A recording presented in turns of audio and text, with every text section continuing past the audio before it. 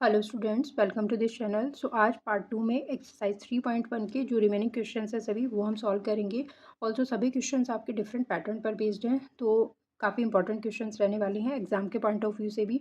So video को आप and तक देखिएगा बिकॉज इनसे कॉन्सेप्ट आपको और भी बेटर क्लियर हो जाएगा। ऑल्सो प्रीवियस वीडियो का लिंक, पार्ट 1 का लिंक डिस्क्रिप्शन बॉक्स में मिल जाएगा। सो स्टार्ट करते हैं फर्स्ट क्वेश्चन से। क्वेश्चन 4 एक्सरसाइज 3.1 का, pair of linear equations are consistent और इनकंसिस्टेंट, ये हमें चेक करना है।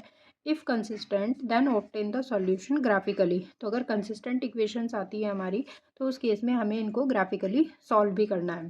कंसिस्टेंट और इनकंसिस्टेंट चेक करने के लिए हमें क्या करना होता है, पहले रेशोज़ फाइंड आउट करने होते हैं। तो हम पहले रेशोज़ निकाल लेंगे। यहाँ पर a1/a2, a1/a2 कितना होगा, एक्स कोफिशिएंट का रेशो आएगा। यहाँ पर कितना है 1, यहाँ पर है 2, तो ये हो जाएगा हमारा 1/2।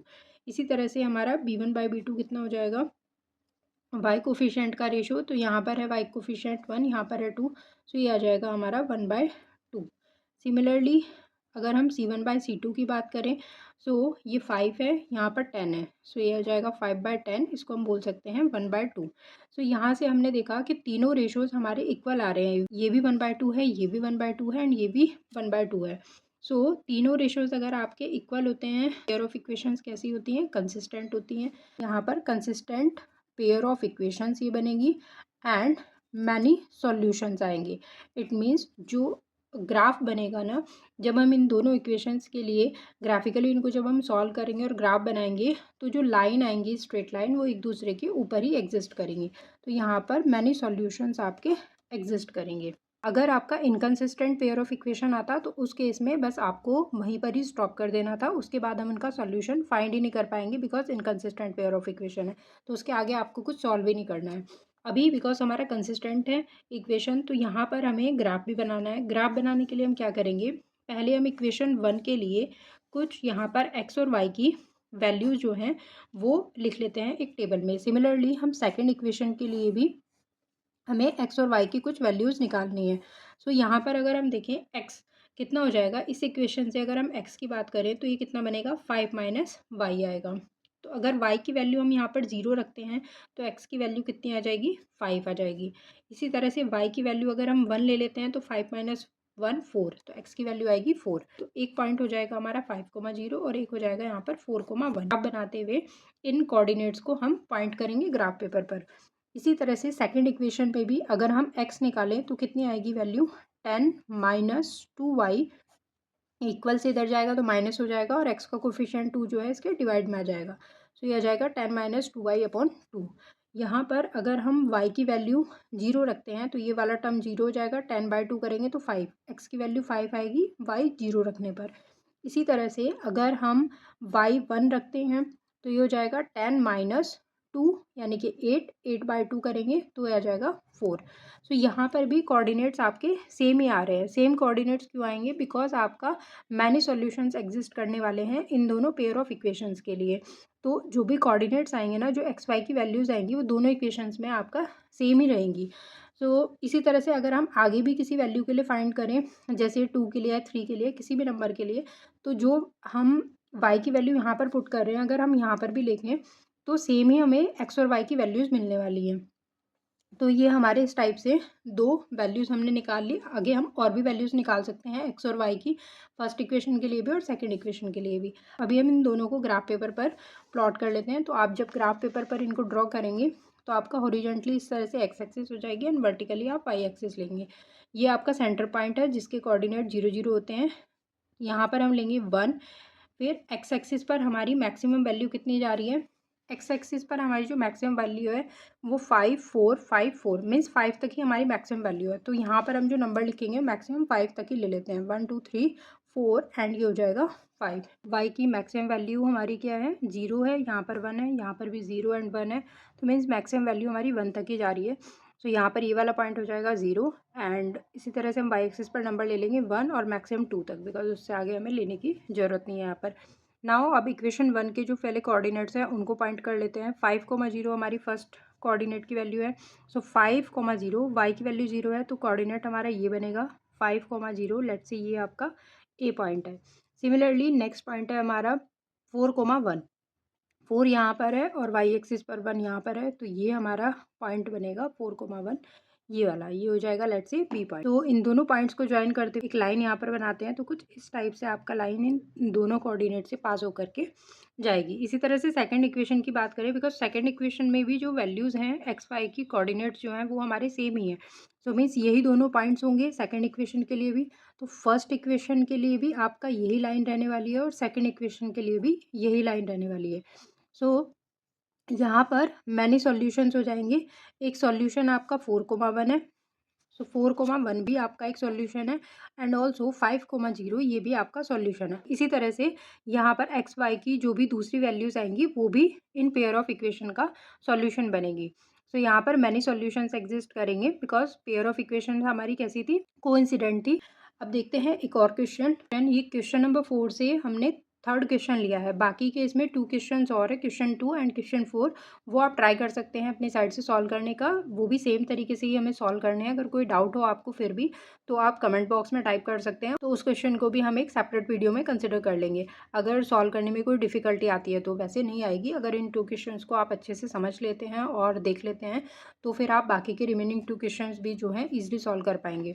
सो यहाँ पर भी हमें पहले कंसिस्टेंट है इनकंसिस्टेंट है ये चेक करना है, तो इसके लिए भी हमें अगेन रेशियो ही निकालने होंगे। तो A1/A2 हम निकालते हैं। एक्स कोफिशिएंट रेशियो कितना बनेगा, 2 एंड 4, तो ये आ जाएगा 2/4। इसी तरह से ये बन जाएगा हमारा 1/2। फिर हम B1/B2 का रेशियो निकाल लेते हैं, जो कि आपका वाई कोफिशिएंट रेशियो आएगा 1/-2। इसी तरह से C1/C2 कांस्टेंट टर्म का रेशियो ले लेते हैं -6 एंड -4, तो ये हमारा बन जाएगा 2 3 जा 6, 2 2 जा 4, 3/2।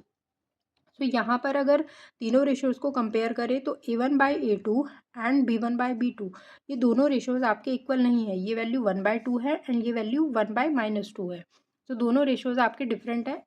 इट मीन्स कि ये भी आपका कंसिस्टेंट पेयर ऑफ इक्वेशंस ही हैं। बट यहाँ पर आपके कितने सॉल्यूशंस एग्जिस्ट करेंगे, यहाँ पर सिर्फ एक सॉल्यूशन आपका एग्जिस्ट करेगा, बिकॉज जो लाइंस आएंगी ना, जब इन दोनों इक्वेशन के लिए हम ग्राफ बनाएंगे तो जो स्ट्रेट लाइन आएगी वो दोनों एक दूसरे को इंटरसेक्ट करते हुए जाएंगी। कंसिस्टेंट पेयर ऑफ इक्वेशंस है एंड वन सॉल्यूशन इसका एग्जिस्ट करेगा। तो एक्स और वाई की कोई एक ही वैल्यू आएगी, तो एक एक्स की वैल्यू आएगी यहाँ पर और एक वाई की वैल्यू आएगी।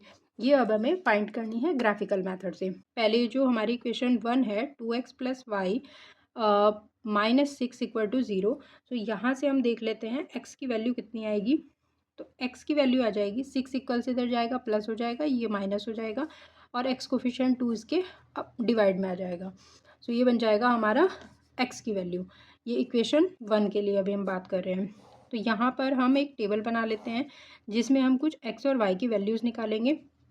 y की वैल्यू अगर आप 0 पुट करेंगे तो 6/2 कितना हो जाएगा 3, x की वैल्यू 3 आएगी y 0 के लिए।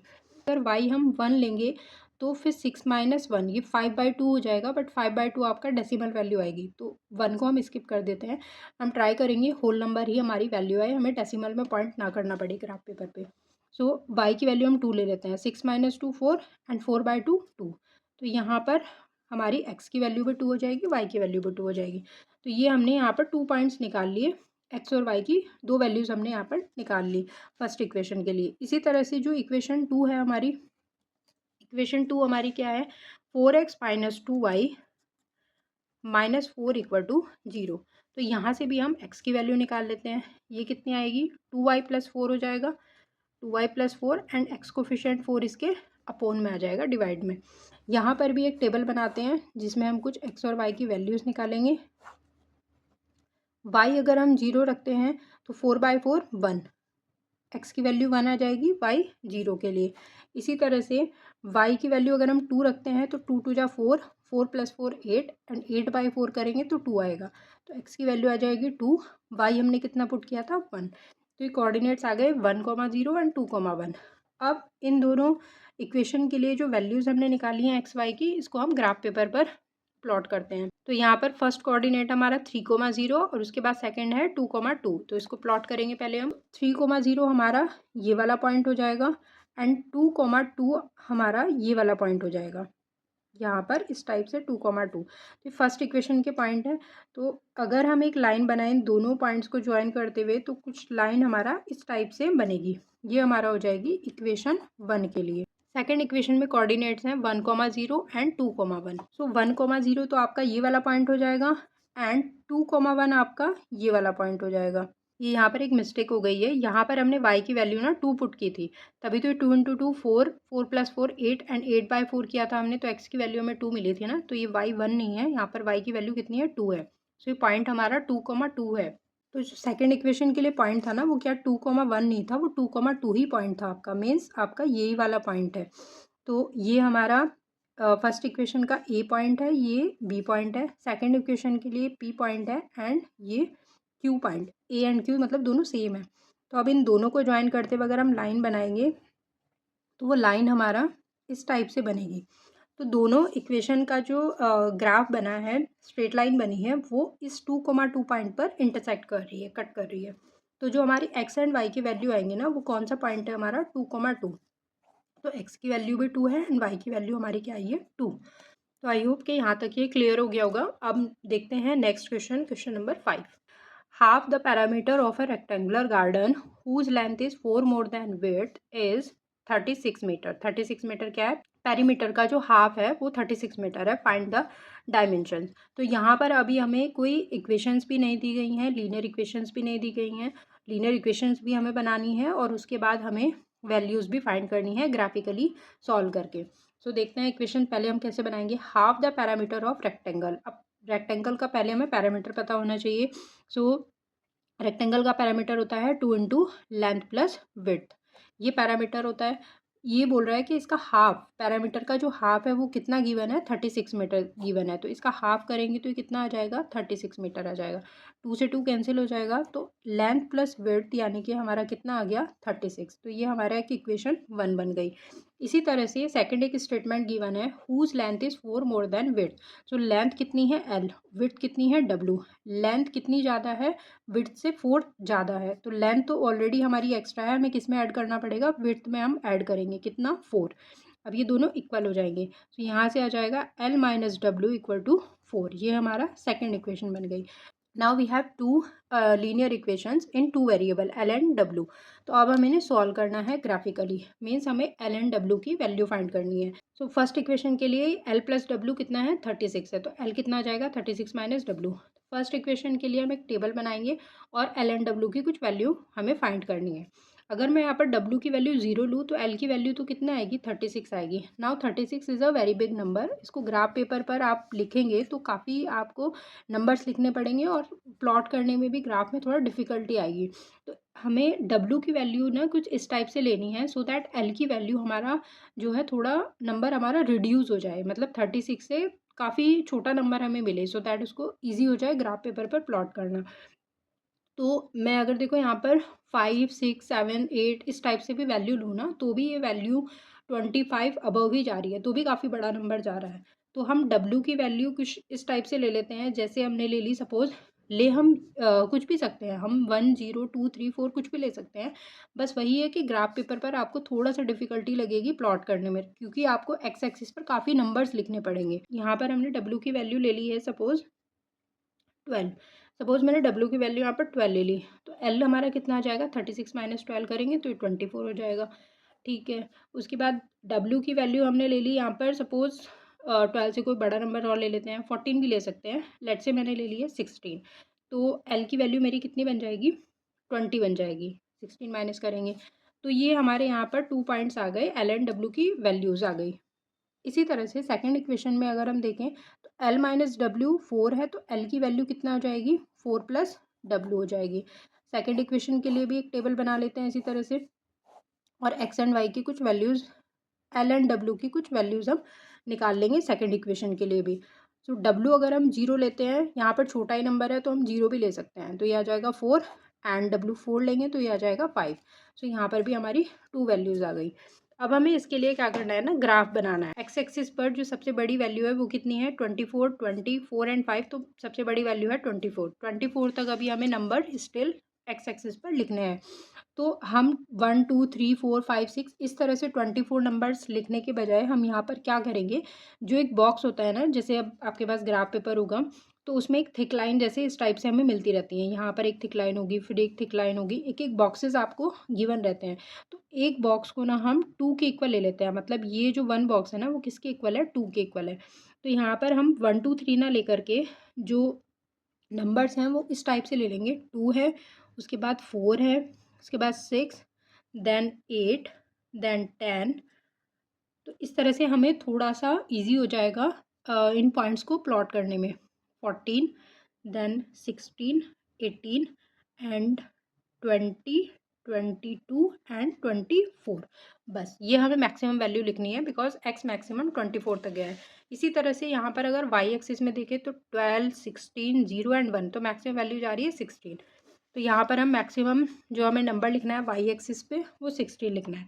वाई एक्सिस पर भी हम इसी तरह से 2 के गैप में हम नंबर्स ले लेंगे। तो ये हो जाएगा 2, ये हो जाएगा 4, देन 6, देन 8, देन 10, फिर ये 12 और 14, 16, 18, 20।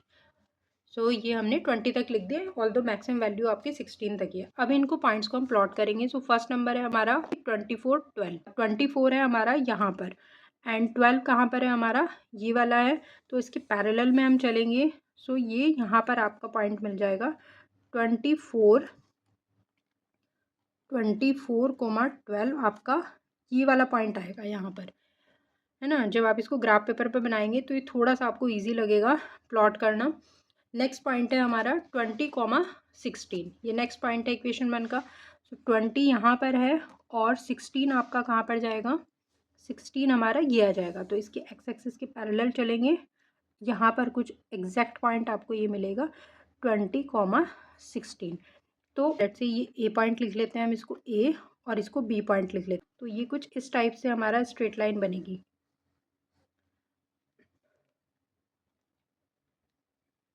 इसको आप स्केल से प्रॉपर जब ग्राफ पेपर पर बनाएंगे ना तो बिल्कुल एक अच्छे से स्ट्रेट लाइन ये बन करके आएगी। सेकंड इक्वेशन में देखें तो पॉइंट्स 4,0, 5,1 है आपके। तो 4,0 तो पॉइंट आपका ये हो जाएगा यहाँ पर, पी पॉइंट है लेट से ये 4,0 और 5,1 कहाँ पर बनेगा आपका। देखो 5 जो होगा ना वो 4 एंड 6 के एग्जैक्ट मिडिल में एग्जिस्ट करेगा।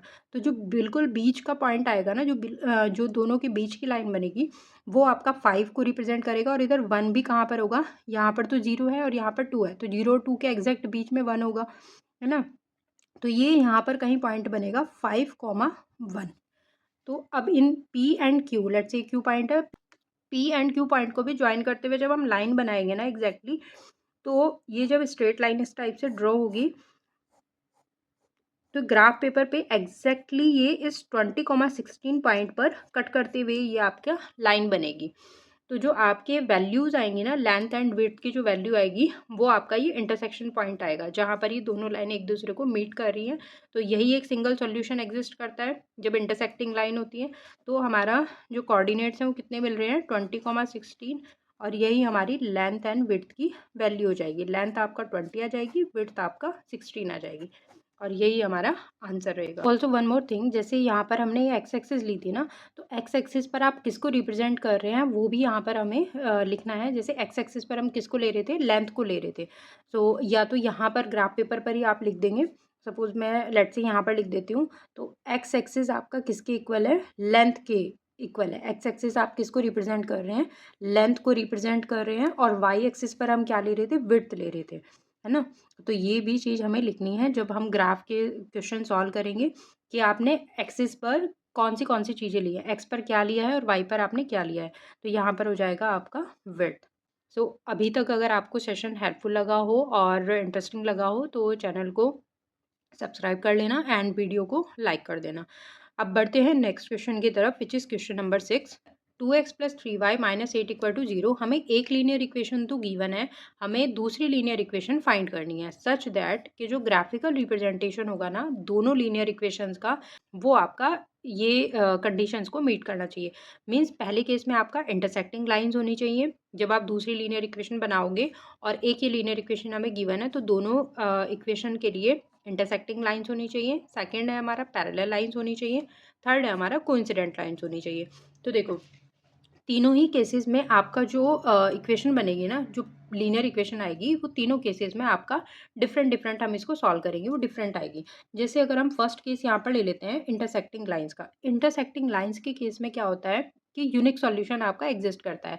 और इंटरसेक्टिंग लाइंस या यूनिक सॉल्यूशन आपका कब बनता है, जब हमारा रेशो A1/A2 का जो रेशो है वो नॉट इक्वल रहता है किसके, B1/B2 के। मीन्स ये दोनों रेशो आपके डिफरेंट होने चाहिए। नाउ फर्स्ट इक्वेशन हमें क्या गिवन है, 2x + 3y - 8 = 0। या हम 8 को अगर इक्वल से इधर ले जाएंगे तो ये प्लस का 8 हो जाएगा। ये हमारी फर्स्ट इक्वेशन है। अब हमें सेकंड इक्वेशन फाइंड करनी है। तो यहाँ पर देखो x का कोफिशिएंट ये क्या है, A1 है, ठीक है। ये y का कोफिशिएंट है, ये क्या है हमारा, B1 है। तो A1 B1 तो हमें पता है। अब सेकंड इक्वेशन जो हम बनाएंगे उसमें क्या हमें मिलेंगे, x कोफिशिएंट y कोफिशिएंट मतलब A2 B2। तो ये जो A1 A2 B1 B2 का रेशो होगा ना वो आपका सेम नहीं होना चाहिए। तो हम इक्वेशन कोई भी बना सकते हैं, बस ये रेशो की कंडीशन हमारी मीट होनी चाहिए। तो अगर मैं इक्वेशन ले लूँ सपोज, यहाँ पर हम कोई भी अपने हिसाब से इक्वेशन बना सकते हैं। हमने इक्वेशन ले ली x + y = 5। तो देखो अगर ये सेकंड इक्वेशन मैं अज्यूम कर लेती हूँ उसको, देखते हैं इसमें कंडीशन मीट हो रही है क्या। तो आपका ये भी लीनियर इक्वेशन हो जाएगी। आप कोई दूसरी इक्वेशन भी ले सकते हो, जैसे आप ले लो सपोज सेकंड इक्वेशन, जैसे हम ये ले लेते हैं अगर 5x + 10y = 8। ये भी हम ले सकते हैं एक इक्वेशन, है ना। तो अगर हम यहाँ ये कंडीशन देखें तो देखो x कोफिशिएंट 2 है, यहाँ x कोफिशिएंट 1 है, तो A1 A2 का रेशो कितना बनेगा, 2/1 बनेगा। एंड B1 B2 कितना बनेगा, 3 और 1। तो ये कितना बन रहा है, 3 और 1। तो दोनों रेशोज ही हमारे डिफरेंट है। तो इट मीन्स ये आपका दोनों इंटरसेक्टिंग लाइन्स हो जाएंगी। अगर ये वाली लाइन एंड ये वाली लाइन देते हैं तो दोनों ही हमारी इंटरसेक्टिंग लाइन्स है। इस केस में भी वही चीज़ रहेगी। अगर आप A1 A2 का रेशो देख लो, यहाँ पर कितना बनेगा, 2/5, x कोफिशिएंट 2 x कोफिशिएंट 5। यहाँ पर देखिए तो 3 और 10। तो दोनों ही रेशोज हमारे डिफरेंट है, दोनों रेशो हमारे सेम नहीं है। तो इट मीन्स ये भी हमारा सेकेंड इक्वेशन बन सकती है। तो ये भी आंसर करेक्ट है, ये भी आंसर करेक्ट है। ऐसा ज़रूरी नहीं है कि इसमें एक ही इक्वेशन आपका आंसर रहेगा, आंसर आपका कुछ भी हो सकता है। बस ये आपका रेशो का जो कंडीशन है ना, ये आपका मीट होना चाहिए। अब बात करते हैं सेकंड के लिए पैरेलल लाइंस। तो सेकंड इक्वेशन हमें बनानी है इस टाइप से कि आपकी दोनों पेयर ऑफ इक्वेशंस आपका पैरेलल लाइंस जो है बननी चाहिए। पैरेलल लाइंस का मतलब होता है आपका कोई सॉल्यूशन एग्जिस्ट नहीं करेगा। रेशो की कंडीशन होती है आपकी A1/A2 इक्वल होना चाहिए B1/B2 के, बट नॉट इक्वल होने चाहिए कांस्टेंट टर्म के रेशो के। C1/C2 नॉट इक्वल रहना चाहिए। तो जो फर्स्ट इक्वेशन हमें गिवन है वो है 2x + 3y = 8। ये हमें फर्स्ट इक्वेशन ऑलरेडी गिवन है। तो यहाँ पर x कोफिशिएंट A1 कितना है, 2 है, एंड y कोफिशिएंट B1 कितना है, 3 है। तो अब हमें A2 B2 लेने हैं सच दैट कि A1 A2 and B1 B2 तो दोनों इक्वल रहें, बस आपको कांस्टेंट टर्म डिफरेंट होना चाहिए। तो इस इक्वेशन में ये लेफ्ट हैंड साइड है ना, इसमें हम 2 से मल्टीप्लाई कर लो, 3 से मल्टीप्लाई कर लो, सिर्फ लेफ्ट हैंड साइड में। हाँ, लेफ्ट हैंड साइड में हम सपोज 2 से मल्टीप्लाई कर लेते हैं। आप 3 से कर सकते हो, 4 से कर सकते हो, 5 से कर सकते हो, किसी भी नंबर से कर सकते हो। तो मैंने यहाँ पर 2 लिया। तो ये कितना बनेगा आपका, ये आ जाएगा 4x + 6y। तो अगर यहाँ पर x कोफिशिएंट और y कोफिशिएंट के रेशोज़ को कंपेयर करें, मतलब A1 A2 आपका कितना बनेगा, A1 कितना है 2 और यहाँ पर कितना है 4। फिर ये आ जाएगा आपका वैल्यू कितनी, 1/2 ये आ जाएगा। इसी तरह से अगर B1 B2 का रेशो हम चेक करें तो यहाँ पर कितना है, B1 कितना है 3 है और यहाँ पर कितना है B2 6 है। तो ये भी हमारा कितना बनेगा, 1/2। इसीलिए हमने यहाँ पर मल्टीप्लाई किया 2 से। अगर आप 3 से मल्टीप्लाई करेंगे तब भी इसी टाइप से आपके A1 A2 B1 B2 के रेशो सेम बनेंगे, किसी भी नंबर से अगर आप मल्टीप्लाई करते हैं। बट हमें जो कांस्टेंट टर्म है ना वो हमें डिफरेंट लेना है। कांस्टेंट में हमें सेम नंबर से मल्टीप्लाई नहीं करना है, बिकॉज फिर तो ये आपका 16 हो जाएगा। 8/16 करेंगे तो वो भी 1/2 आ जाएगा। फिर तो आपके तीनों रेशोज इक्वल हो जाएंगे। कांस्टेंट टर्म हमें कुछ डिफरेंट अज्यूम करना है, वो हम कुछ भी ले सकते हैं। तो लेट से मैंने कांस्टेंट टर्म यहाँ पर ले लिया, 18 ले लिया मैंने, ठीक है। तो अब अगर आप C1 C2 का रेशो देखें तो कितना आ जाएगा, 8/18, या हम इसको 4/9 भी बोल सकते हैं। तो अगर हम यहाँ तीनों रेशोज़ को देखते हैं तो A1/A2 इक्वल है किसके, B1/B2 के, बट ये नॉट इक्वल है किसके, C1/C2 के। और यही हमारी कंडीशन होती है पैरेलल लाइंस की, जिसमें आपका कोई सॉल्यूशन एग्जिस्ट नहीं करता है। तो ये इस टाइप से हमारा जो सेकेंड लीनियर इक्वेशन बनेगी वो हो जाएगी ये। कोई दूसरी भी इक्वेशन बन सकती है, ठीक है। तो ये हो गया हमारा सेकेंड। अब लास्ट है हमारा थर्ड वन, जिसमें हमें देखना है कि कोइंसिडेंट लाइन्स हमारी बननी चाहिए। तो फर्स्ट इक्वेशन तो ऑलरेडी हमें गिवन है 2x + 3y = 8, ये हमें फर्स्ट इक्वेशन ऑलरेडी गिवन है। सेकंड इक्वेशन फाइंड करनी है हमें कोइंसिडेंट लाइन के लिए। कोइंसिडेंट लाइन के लिए कंडीशन क्या होती है रेशोज़ की? a1/a2, b1/b2 एंड c1/c2, तीनों रेशोज़ आपके इक्वल होने चाहिए।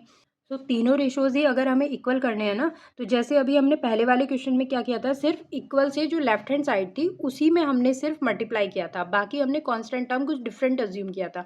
अब हम डिफरेंट अज्यूम करके किसी भी नंबर से इस इक्वेशन में मल्टीप्लाई कर लेते हैं। लेट्स से मैंने यहाँ पर 3 से मल्टीप्लाई किया इक्वेशन 1 में, तो ये कितना हो जाएगा 3 × 2x + 3y = 8 × 3, है ना। तो ये हो जाएगा 3 × 2 = 6x, 3 × 3 = 9y और 8 × 3 = 24। ये हमारी सेकंड इक्वेशन होगी। अब यहाँ पर ये रेशो की कंडीशन मीट हो रही है या नहीं, ये हम चेक कर लेते हैं। तो देखते हैं a1/a2 कितना बनेगा। देखो यहाँ पर 2 है, यहाँ पर 6 है, तो ये हो जाएगा 2/6। नेक्स्ट कितना है, 3 है, यहाँ पर 9 है, तो ये हो जाएगा 3/9। कांस्टेंट टर्म है 8 एंड 24, तो ये हो जाएगा 8/24। इसको हम 1/3 लिख सकते हैं, इसको भी हम 1/3 लिख सकते हैं, इसको भी हम 1/3 लिख सकते हैं। तो तीनों ही रेशोज़ तो हमारे इक्वल हैं। जब तीनों रेशोज़ हमारे इक्वल होंगे तो लाइन्स आपका कैसी होंगी, कोइंसिडेंट लाइन्स होंगी। तो इस केस में हमारा जो इक्वेशन बनी लीनियर इक्वेशन, वो हमारा ये वाली रहेगी। तो ये हमारा यहाँ पर आंसर हो जाएगा। तो इस क्वेश्चन में हमने जो है काफ़ी डिफरेंट क्वेश्चन था ये, जिसमें सिर्फ एक ही इक्वेशन गिवन थी और बाकी जो हमें दूसरी इक्वेशन थी वो हमें फाइंड करनी थी। लास्ट क्वेश्चन है इस एक्सरसाइज का, which is question number 7। 2 linear equations हमें गिवन है, इनका हमें ग्राफ बनाना है and find the vertex coordinate of the triangle formed by lines and x axis. तो एक्स एक्सिस और ये दोनों लाइंस मिलकर के दोनों इक्वेशन के लिए जो लाइन बनेगी और एक्स एक्सिस, तीनों लाइंस मिलकर के जो एक ट्राइंगल बनाएंगी उसके हमें वर्टेक्स भी फाइंड करने हैं। तो देखते हैं इसको कैसे सॉल्व करेंगे। फर्स्ट इक्वेशन है हमारा x - y + 1 = 0 है। तो यहाँ से अगर हम x फाइंड करें तो हमारा कितना हो जाएगा, y - 1 ये आएगा। इसी तरह से सेकंड इक्वेशन है हमारा 3x + 2y - 12 0 है। तो यहाँ से भी अगर x की वैल्यू निकाले तो ये कितना हो जाएगा 12 - 2y एंड डिवाइड में कितना चला जाएगा 3, x कोफिशिएंट हमारा डिवाइड में आ जाएगा। ये हमारा इक्वेशन 1 है एंड ये इक्वेशन हमारा 2 है। तो फर्स्ट इक्वेशन के लिए भी हम एक टेबल बना लेते हैं जिसमें हम x और y की कुछ वैल्यूज़ निकालेंगे। तो y की वैल्यू अगर आप 0 लेते हैं ना, देखो 0 लेंगे तो कितना बनेगा, ये -1 आएगा। फिर तो अगर y की वैल्यू 1 ली तो x कितना हो जाएगा, 0 हो जाएगा। इसी तरह से y अगर 2 लेंगे तो x कितना हो जाएगा, 1 आ जाएगा। इसी तरह से हम सेकंड इक्वेशन के लिए भी एक टेबल बना लेते हैं और x और y की कुछ वैल्यूज़ निकाल लेते हैं। सो y अगर हम 0 लेंगे तो ये वाला 0 बन जाएगा टर्म, 12/3 करेंगे तो 4, तो x की वैल्यू 4 आ जाएगी और y हो जाएगा कितना, 0। 1 लेंगे तो 12 - 2 आ जाएगा आपका 10, 10/3 करेंगे तो डेसिमल वैल्यू आएगी, तो 1 को स्किप कर देते हैं। 2 लेते हैं तो 2 × 2 = 4, 12 - 4 करेंगे तो 8 बनेगा, 8/3 पे डेसिमल वैल्यू आएगी। 2 भी स्किप कर देते हैं। 3 ले लेते हैं, 3 × 2 = 6, 12 - 6 किया तो 6 एंड 6/3 करेंगे तो 2 आ जाएगा। सो ये कोऑर्डिनेट आएंगे आपके 2, 3। तो ये एक्स और वाई की जो भी वैल्यूज़ आई हैं इनको हम ग्राफ पेपर पर यहाँ पे इस टाइप से बनाएंगे। देखते हैं कि कोऑर्डिनेट कहाँ पर एग्जिस्ट करेंगे। ये आपका एक्स एक्सिस हो जाएगी हॉरिजॉन्टली, वर्टिकली आपका वाई एक्सिस हो जाएगी। सो यहाँ पर हम ले लेते हैं, ये 0 है, ये 1 2 3 4, इसी टाइप से वाई एक्सिस पर वैल्यू ले लेते हैं 1 2 3 एंड 4, और ये नेगेटिव वैल्यू भी है एक एक्स की, तो ये -1 यहाँ पर ले लेते हैं। तो फर्स्ट वैल्यू क्या है हमारी, -1, 0, तो वो तो यहीं पर होगा पॉइंट आपका, ये हो जाएगा -1, 0। सेकेंड है 0, 1, तो ये वाला पॉइंट हो जाएगा 0, 1। थर्ड है हमारा 1, 2, तो 1 एंड 2, सो ये आ जाएगा समवेयर यहाँ पर, ये पॉइंट बनेगा। तो इन तीनों पॉइंट्स को ज्वाइन करते हुए अगर मैं एक लाइन बनाऊँ तो कुछ इस टाइप से लाइन जाएगी। इसी तरह से सेकंड इक्वेशन के लिए, ये हमारा फर्स्ट इक्वेशन की लाइन है इक्वेशन 1 के लिए। सेकंड इक्वेशन के लिए है 4, 0, तो ये वाला पॉइंट हो जाएगा 4, 0 एंड 2, 3। 2, 3 आपका ये वाला पॉइंट बनेगा 2, 3। तो अब इन दोनों पॉइंट को भी ज्वाइन करते हुए अगर एक लाइन बनाई जाए तो कुछ इस टाइप से आपका स्केल से जब हम इसको ड्रॉ करेंगे ना तो बिल्कुल एग्जैक्ट आपका सही से आपका ये ड्रॉ पाएगा। तो ये अब हम देख रहे हैं कि यहाँ पर ये हमारा एक्स एक्सिस है, ये एक्स एक्सिस है, और ये दोनों के लिए जो हमारी स्ट्रेट लाइन बनी इक्वेशन 1 एंड इक्वेशन 2 के लिए, तो इनसे हमारा एक क्या फॉर्म हो रहा है, ये ट्राइंगल बन रहा है। ये जो शेडेड पार्ट है ये क्या बना रहा है, ट्राइंगल। और इस ट्राइंगल के जो वर्टेक्स हमें मिल रहे हैं वो क्या मिल रहे हैं, 2,3। ये वाली जो वैल्यू मिल रही है इसके कोऑर्डिनेट क्या है, 2,3। तो ये वर्टेक्स जो आएंगे ट्राइंगल के, ये कितना हो जाएंगे, 2,3 हमारे ट्राइंगल के वर्टेक्स बनेंगे। एक्स की वैल्यू है, ये वाई की वैल्यू है। सो आई होप कि इस एक्सरसाइज के हमने सभी क्वेश्चंस दोनों पार्ट में कवर कर लिए हैं, पार्ट 1 एंड पार्ट 2 में। सो दोनों पार्ट्स को आप अच्छे से देखिएगा एंड पूरी एक्सरसाइज आपको ईजिली क्लियर हो जाएगी, सभी कॉन्सेप्ट इसके क्लियर हो जाएंगे। वीडियो अगर आपको हेल्पफुल लगा हो तो चैनल को सब्सक्राइब कर लेना एंड वीडियो को लाइक कर देना। मिलते हैं नेक्स्ट वीडियो में। Till then take care, thank you.